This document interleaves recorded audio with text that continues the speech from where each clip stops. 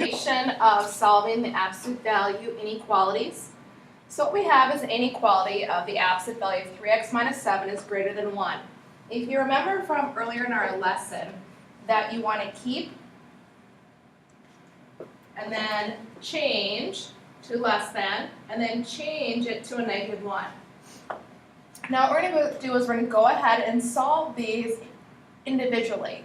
So I'm going to go ahead and start with this left-hand side inequality. I'm going to add 7 to both sides, so I get 3x is greater than 8. I'm going to divide both sides by 3. You do not need to flip the inequality because you're not dividing by a negative 1.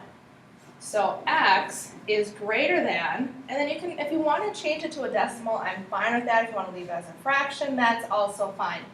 So this is 2 and 6 repeating if you enter it in your calculator. So let's head over to the second inequality. So we're going to add 7. So we get 3x is less than, and now negative 1 plus 7 is 6. Divide by 3 by both sides, and you get x is less than 2. I'm going to go ahead and put the word or there. And then you can go ahead and graph it. And this is what the graph will look like. We've already done a lot of pieces of graphing, so here it is. It's an open circle, less than 2.6-ish, and then open circle, greater than. All right, let's move on to the second example. This second example, there's a multiplier in front of the absolute value. So I have a hint here.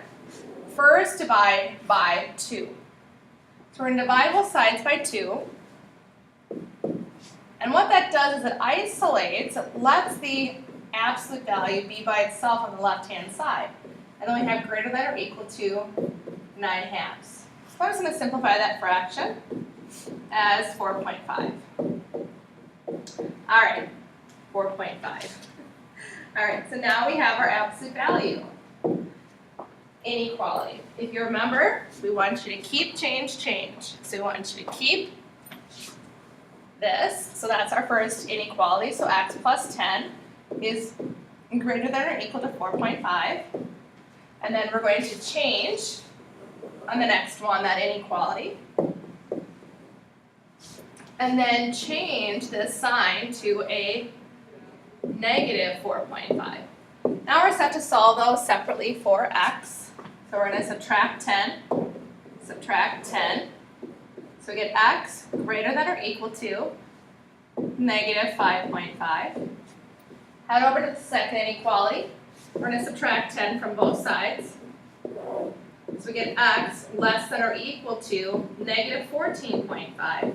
So now let's graph those on our number line. I'm going to bring this up a little bit here and extend our page.